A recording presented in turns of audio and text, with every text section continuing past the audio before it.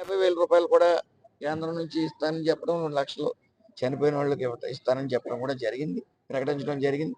అయితే సీఎం గారు కూడా దీని మీద చాలా సీరియస్గా ఉన్నారు. నిన్న 4 అధికారులను సస్పెండ్ చేయడం జరిగింది. అదేవిధంగా బాధితులు ఎవరైతే ఓనర్స్ ఉన్నారో వాళ్ళందరినీ కూడా, ఎవరైతే నెగ్లిజెన్స్ ఉందో కక్కుర్తిపడి డబ్బుల కోసం కేవలం వాళ్ళ రిక్వైర్మెంట్, ఎవరైతే జాతర రిక్వైర్మెంట్ కానీ పెళ్లిళ్ళ రిక్వైర్మెంట్ కానీ ఫుల్ఫిల్ చేయడానికి 15 కేజీలు దాటి ఫైర్ ఎక్స్పోజర్స్ తెచ్చి అన్స్కిల్డ్, వాళ్ళకి అనుభవం లేదు, దాంట్లో అనుభవం లేని వాళ్ళు వచ్చి అక్కడ చేయటం వల్ల కూడా ఈ ఎక్స్పోజర్స్ కారణం. సో ఇవన్నీ కూడా పరిగణలో తీసుకుని ఇంకా వాళ్ళ ఆస్తులు జప్తు చేయడానికి కూడా వెనకాడని చెప్పి గౌరవ ముఖ్యమంత్రి చంద్రబాబు నాయుడు గారు చెప్పడం జరిగింది. అందులో ఏ విధమైన ఇది లేదా, ఎన్ఓసీలు కూడా అన్ని ఆపమని చెప్పారు, క్యాన్సిల్ చేసి ఆపమని చెప్పారు, హోల్డ్ చేస్తాం.